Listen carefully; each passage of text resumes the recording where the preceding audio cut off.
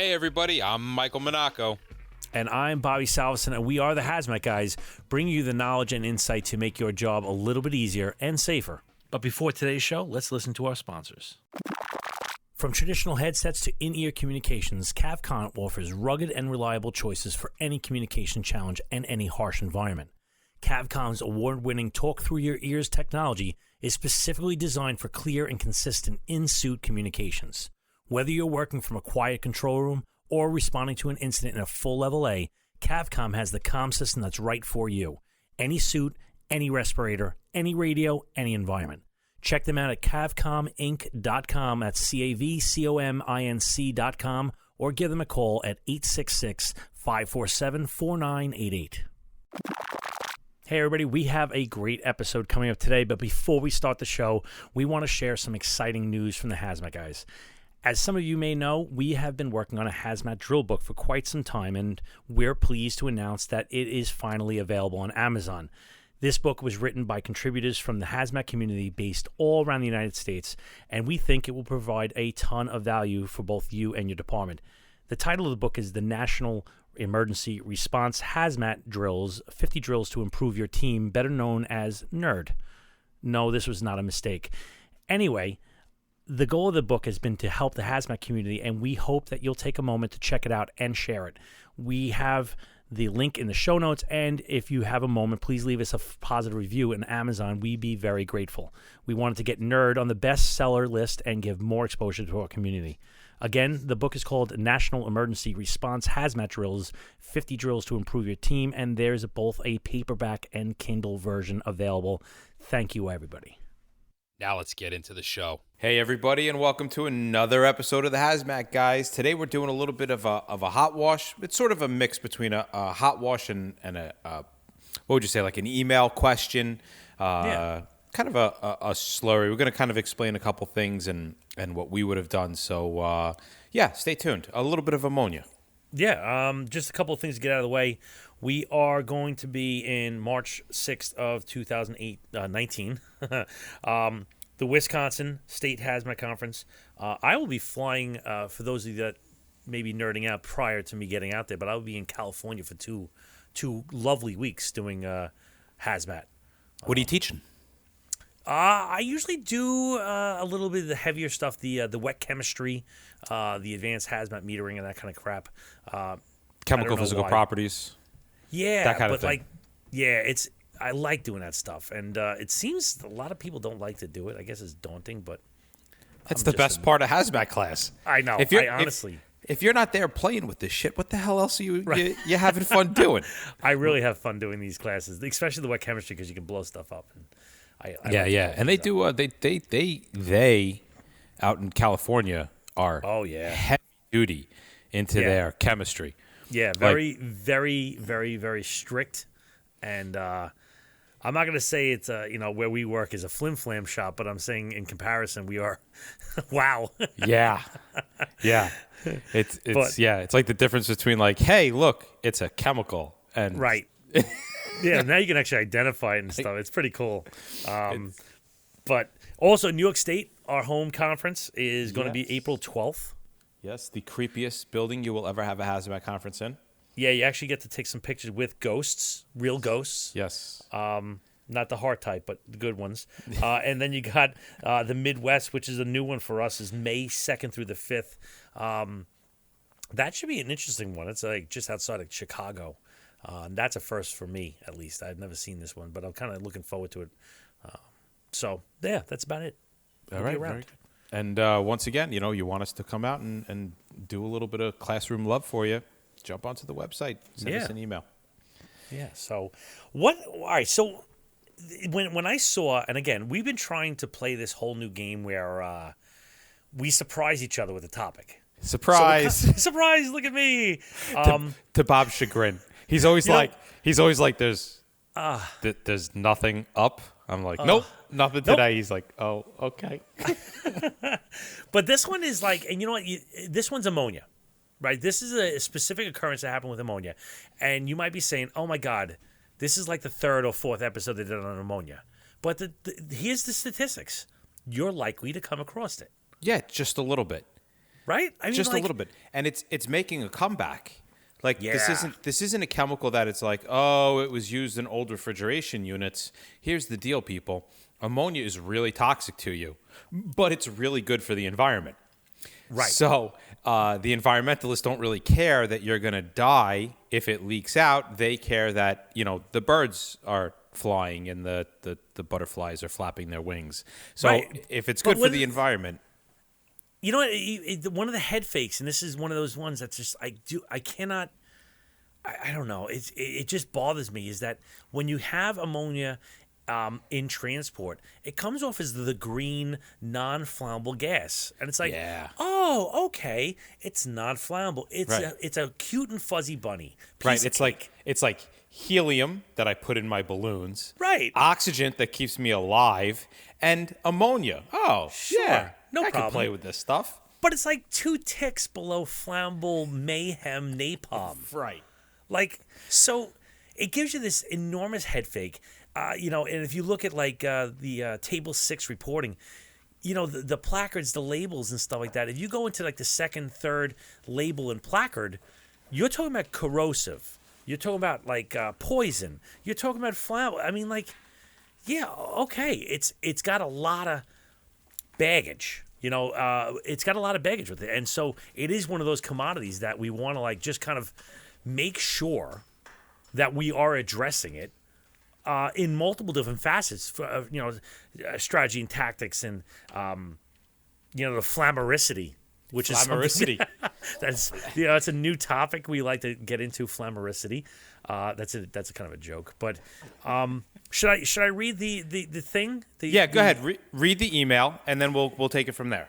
It's only like maybe a paragraph. So, hi guys. So today we were responded to an ammonia call in a neighboring city.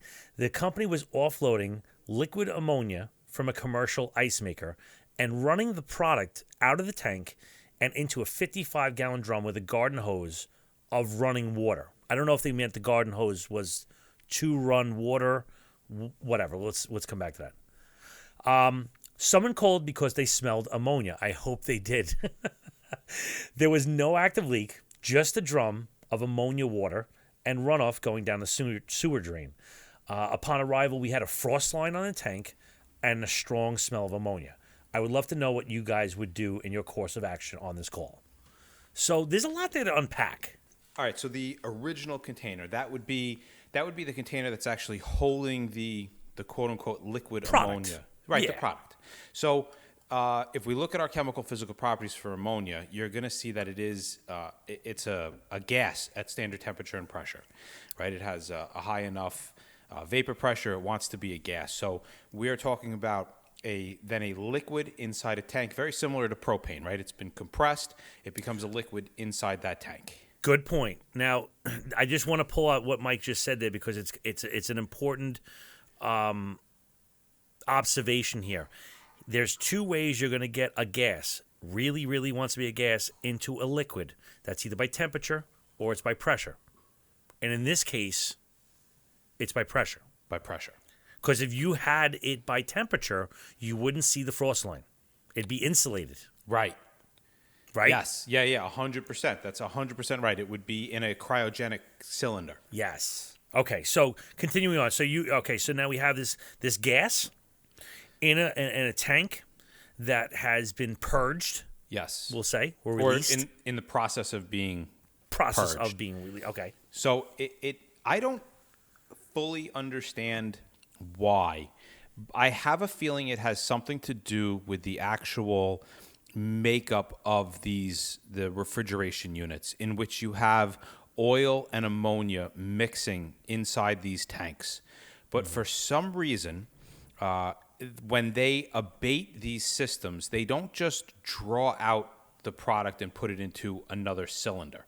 They actually they essentially scrub the ammonia and they put it into 55-gallon drums into water. The ammonia itself is so soluble that they kind of bubble it through water, and it takes a certain amount of water for every, I think it's like 50 gallons for every 5 gallons of ammonia.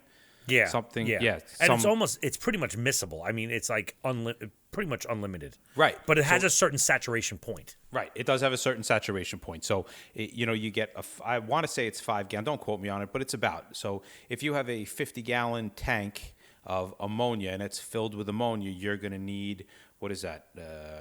Carry the 5. Carry a 2, 3 square cube. 10 55-gallon drums. Yeah, something like that. Whatever. Something like that.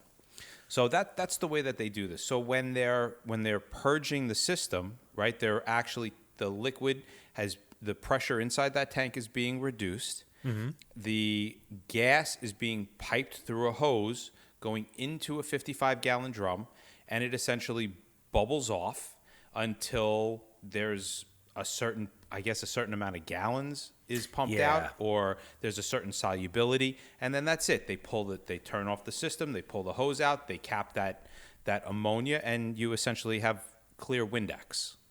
All right, so this is a good quick refresher for something that I believe we brought up once or twice on the show, something called the latent heat of vaporization. Right? Okay. And this kind of it wraps up a whole bunch of different things. This works for your propane cylinders. This works for your ammonia cylinders. This works for things that are going to have a frost line. So in this case, they were evacuating the headspace, bubbling it through water. Right. Okay.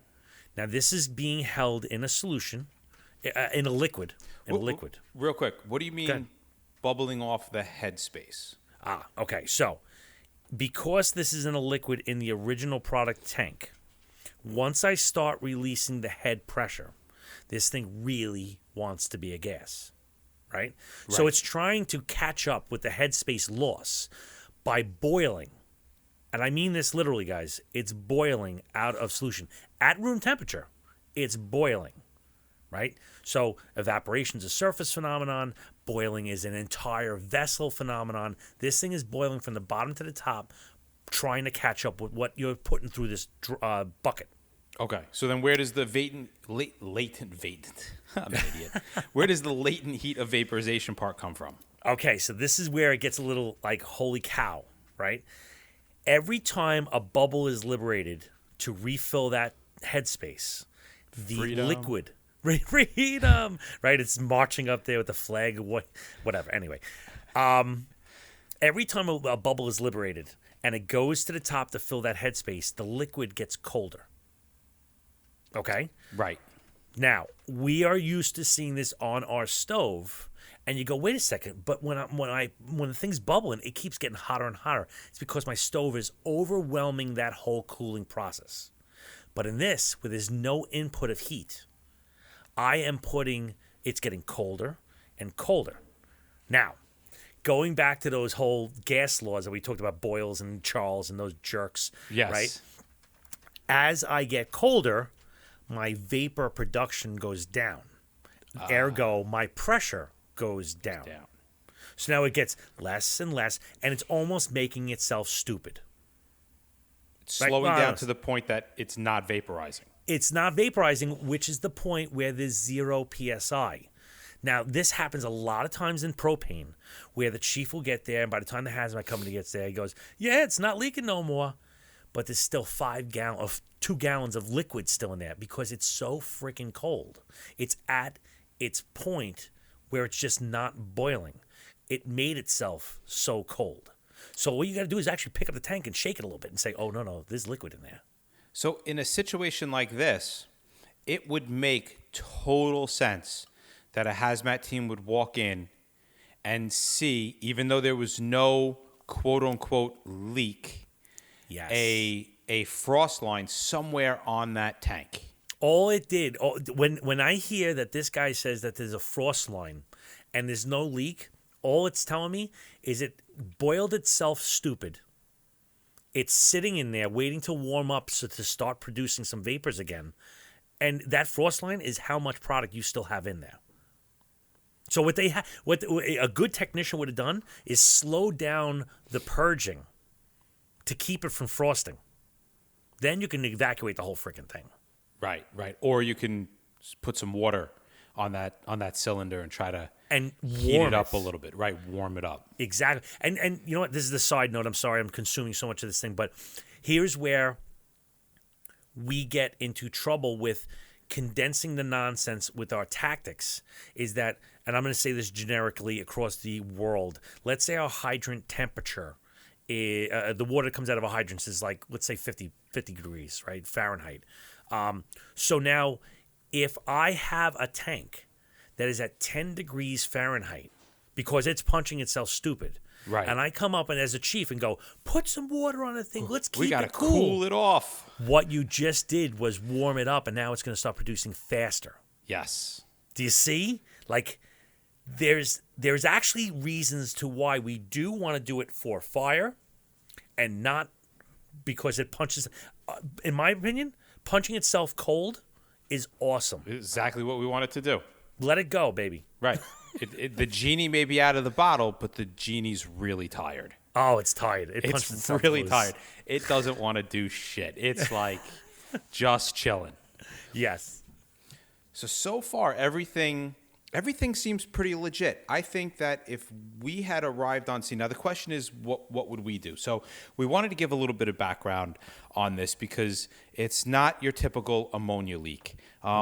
And what we would have done, to be really honest with you, probably isn't a whole hell of a lot. The question, I guess, really becomes, well, why were we called? And we were called because there was a smell.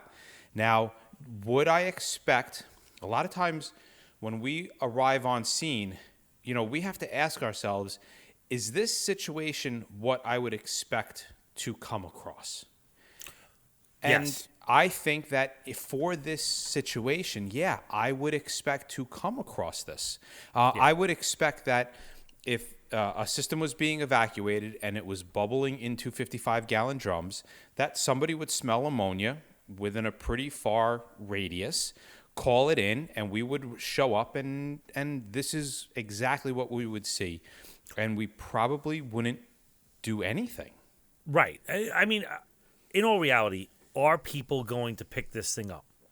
Like, are people's schnozzes going to pick up ammonia? 100%. But this is one of those.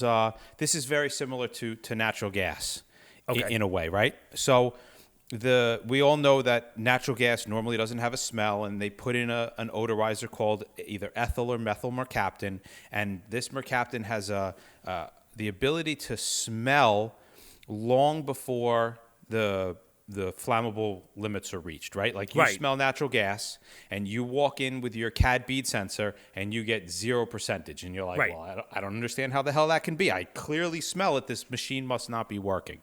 Right. Natural gas actually has no smell. We think natural gas smells like ethyl mercaptan. Right. Exactly. So we go in there and we're like, wow, I clearly can smell it. There must be something wrong with this meter.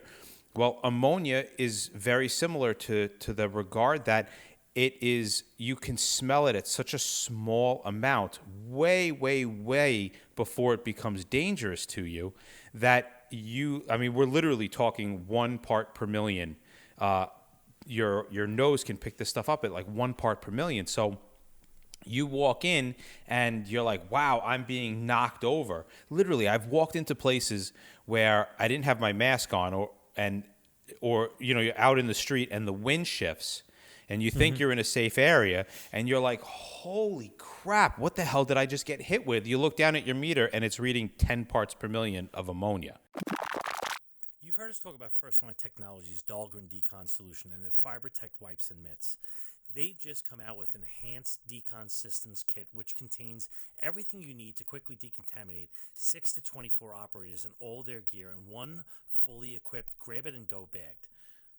This kit has been hazmat team tested and approved, and it's the only full-team modified decon kit with the power of Dahlgren Decon and FiberTech wipes to counter hundreds of known and emerging threats. The EDS kit is perfect for incidents where a small footprint, low logistics decontamination SOP is appropriate. Are you operating in a harsh environment? No problem. Whether it's minus 10 or 104 degrees F, Dahlgren Decon will maintain its effectiveness and can be easily applied to neutralize threats. The kit is stable in temperatures from minus 40 to 160 degrees F if you carry the RSDL with you. if you use all the consumables in the kit, unlike other rapid deployment kits, you do not need to buy a complete kit to resupply. Just purchase one of the first line EDS replenishment packs and order just the elements you need. When ounces count and the clock is ticking, grab the EDS kit and go. Call the guys at First Line Technology for more information or a quote at 703-955-7510 or email them at sales@firstlinetech.com. For those of you who haven't done it, there's a great class on the East Coast, put on by what the hell is it, Binder? I always in think Pennsylvania. In Pennsylvania, in Pittsburgh. Hopper. I don't know, somewhere in Pennsylvania. Anyway, you remember those old when we were in EMS? There used to be like those ammonia snaps. Used to put the salts. Yeah, the quote unquote ammonia salts. We used to put them one under each nostril and then snap it. No, I'm joking. We didn't do that allegedly. But theoretically speaking. So he's saying that you can smell it at 1 part per million. I want to say, and don't hold me to this, like the ideal H is 300 parts per million. Off the top of my head, I think it is, right? Yeah, ideal H is 300. Where do you think those snaps are? Just take a shot. All right. Well, I'm going to say it's pretty low, right? I'm going to say maybe 50, 60 parts per million. So this guy went around the class, took like a Price is Right type of contest, and then we took a PID, all these, a single gas meter, and snap one of these things, 2,500 parts per million. What? That's why I was like, no way. No, that can't be right. We proved it on multiple meters. He's like, oh, what, you think this meter's no good? Puts another meter down, 2,500. Another meter, 2,500. I'm like, holy cow, it really is. Wow, I guess it's such a small area. That's what it comes down to. Dose times, by times, it kind of brings that whole thing together. That's like a huge holy cow. Yeah. So far, go ahead. You had something going? Yeah. No, so I was saying it would totally make sense that people who, whether it's the fire department or the civilian population, especially if the fire department isn't familiar with ammonia, that they would react in a way that's like, holy crap, this is a really big deal. Right. Meanwhile, I bet you the guy emptying the tank was wearing flip-flops, shorts, and a wife beater. Right. And he might be able to get away with that because of ventilation. Open the doors, get good airflow through there, and probably you could do that all day long. Yeah, because it doesn't take a lot of ammonia to really hit you in the face and go, wow, there's a lot of stuff here. But then you break out your PID, and you're like, oh, I'm only getting 5 parts per million, 10 parts per million. I think I'm pretty much forced to put my mask on well below the ideal H. I think at around 20 parts per million, it starts to get too much for me, and I put my mask on the couple ammonia runs that we had. Well, all right. So we've mentioned this a couple times. So let's indulge this dear listener with some of our strategies and tactics. Right. Okay. First off, we mentioned meters a couple of times. The meters that are going to work for us now. This one's kind of a head fake. Is the PID, right? The photoionization detector. We're taught from school that the photoionization detector needs to have something that's under 10.6 EVs. Right. And it needs to have a carbon hydrogen. Right? No, is that... I'm sorry. That's FID. FID. I'm sorry. FID. It's okay. But this one... I just totally farted on that one. But what... This one is a unique one because it actually picks it up pretty well. Yeah. Right. It picks up ammonia pretty freaking good. Right. The difficult part with your PID and ammonia is going to be the conversion factor. Yes. Which we usually don't do a PID conversion. No, generally not. But if you are absolutely sure that you're working with ammonia, you might want to consider it, and only because the IDLH is so low at 300, where, if you're picking up 100 parts per million and the conversion factor is, I don't know, I'm making it up, 2, you're getting pretty close to that IDLH. So right. We have in the past switched over and use actually, it's one of the only times that I've used conversion factors is with ammonia. Yeah, because it's toxic before it's flammable. Right. Right? So that adds a whole nother dynamic to this thing, is that, and we're going to kind of come off of meters for a second, because when anhydrous ammonia touches you, dear listener, it becomes a very basic solution. Right. And so if you go charging in there with your meters, and listen, if you have a single gas meter that says, oh, it's ammonia, that thing is going to hit its maximum before you hit the ideal H. Yeah, for the most part. Real quick. fast. So you're going to be burning probably in those moist nether regions before anything that's really going down. So again, and I don't want to dance back and forth between PPE and meters, because let's stay with the meter track. Okay. But in all reality, what meters are you taking, Mike? There's only really three I can think of. All right, so I'm probably taking a single gas ammonia. Taking a single, which is good. But dude, your SNOS is going to tell you it's ammonia first. Yes, but we always try to prove everything we know wrong. I like it. Right? So if I always sit and go, you know what? I smell ammonia. Let me prove it wrong. And then the ammonia meter says, hey, Jack, yes, you have ammonia. Right. Then I know I have ammonia. And if it turns around and says 0, then I can at least tell my resource guy, hey, listen, I have something that smells like ammonia, but is not being picked up by my ammonia meter, but I'm picking it up on my PID. Go do some research and figure out what kind of chemical lands within that category. So again, here's a really good example, and I know Bob pushes this all of the time, where a 0 meter reading has not told you nothing, it's told you something. You just have to know what that nothing is to be something, if that makes sense, sort of.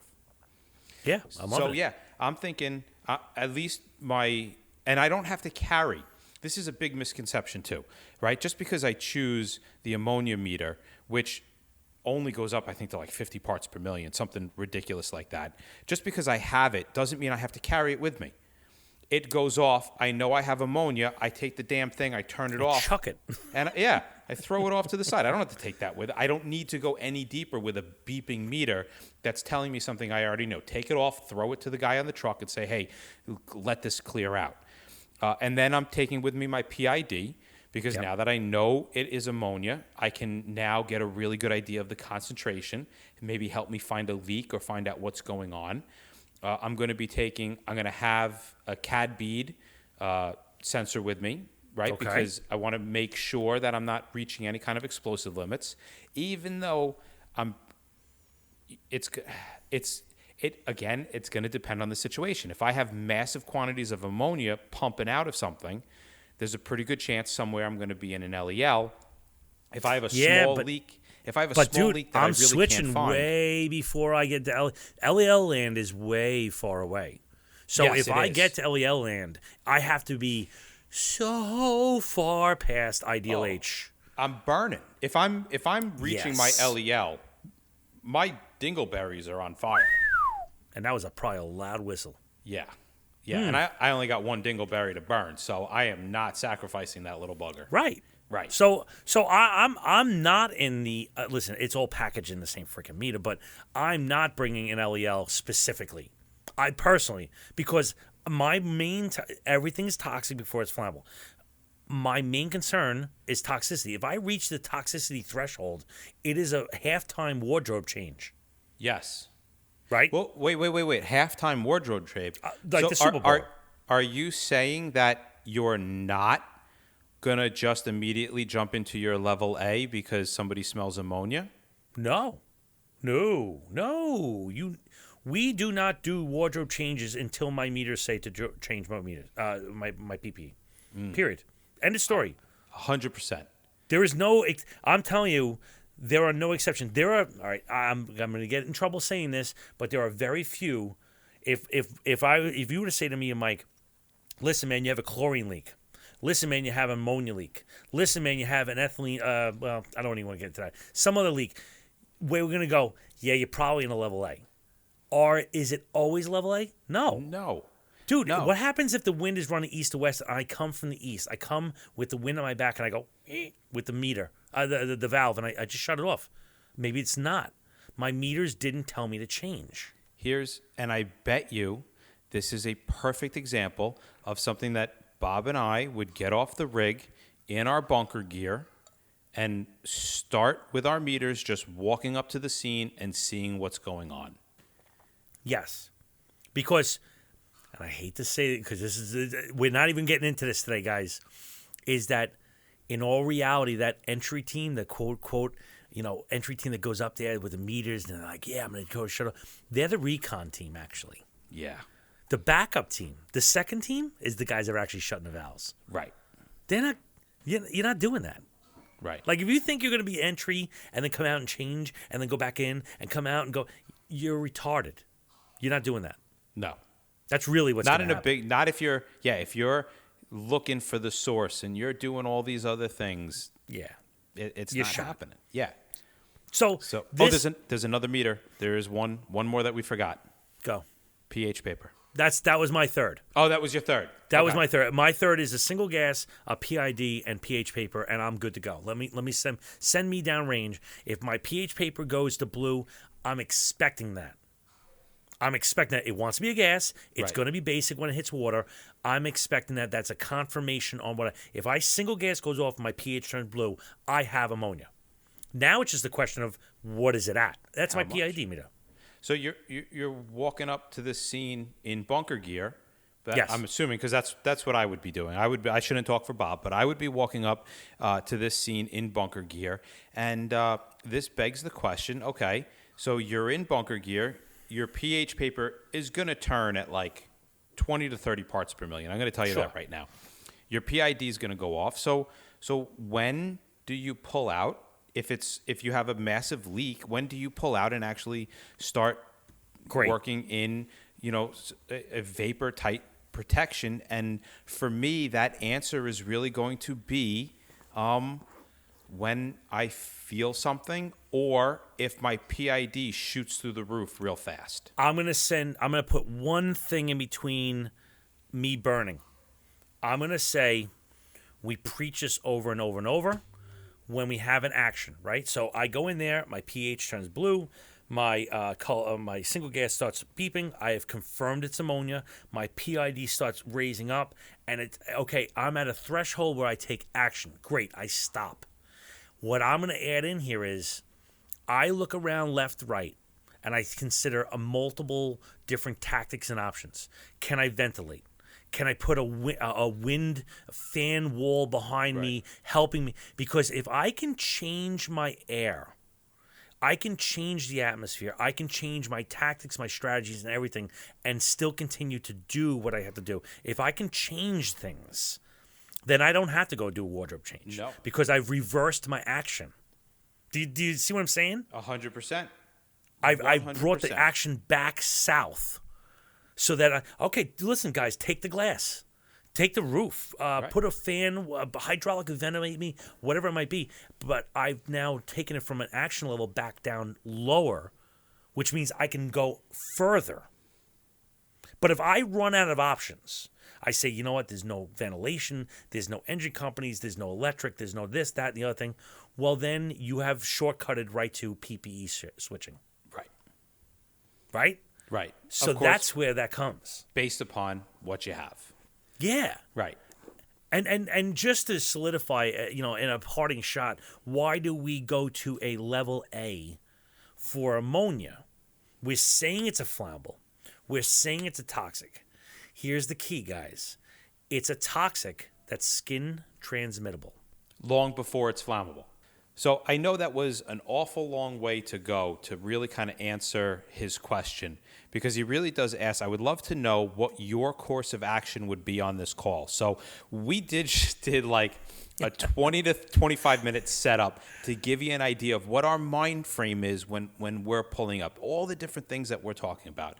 And Bob can jump in at any time. This is my opinion. What I would do if I was on entry, I would jump out of the rig in my bunker gear. I would have the meters that we talked about. I would be walking up to the scene. I would probably smell the ammonia I would at that point put my mask on. Even though the guy doing it probably, like I said, is wearing flip-flops, but, we put our mask on. So most likely we would come across the drums with the water, and I would, at this point, be getting some readings on my PID, which is, all honesty, probably going to be 2 to 3 parts per million, because that's kind of what's coming off the headspace of these, is about 2 to 3 parts per million. Even though it seems like so much, I would be walking in, I would take a look at the tank. I would be walking around in my bunker gear to confirm that there was no massive leak, because that is my main concern. My main concern is that this guy screwed up. He let out a lot of ammonia, and now it's affecting the neighborhood. Once I've confirmed that there is no massive leak, I'm going to check this guy's credentials to make sure it's a legit operation and a legit shop. I'm going to take a look at all the hosing, the piping, and the drums, make sure everything's going legit. And if everything is going legit and the only thing that people are complaining about is the smell, then I'm not really doing anything else, because that's just par for the course when you're decommissioning an ammonia tank. I concur. I will add one more thing. Just a little tip from Uncle Bob over here. If you go into this place and you have a visible cloud, it's a liquid leak. Yes. If you go into the place and there is no visible cloud, but there is odor, pH paper, blah, blah, blah, that is a vapor leak. Okay, that's your little trick on where it's coming from. So, ergo, if it's a liquid leak, you can bet it's down low. And if it's a vapor leak, it's up high. Or if the piping, from the headspace goes down low and it comes back up high. You understand what I'm saying, is that it's a vapor if you're not seeing, because there's a massive expansion on ammonia that will freeze the humidity in the air. That happens only in a liquid leak. Yes. So if you see that, that's a holy cow. But the good thing about a liquid leak is it's going to come out very hard, very fast, and probably before you were there. Right? Because that shit's going to be gone. Especially in a small tank like this. You go to one of these huge ass, like a skating rink or something like that. Yeah. You could be having a lot of liquid come out for a very long time. But, one of these small refrigeration units where they're only scrubbing it with a 55-gallon drum, a liquid leak's going to be long gone before you get there. And a liquid leak, you're not going to get a frost line. No. Right? But a vapor leak, no visible cloud, you're going to get the frost line.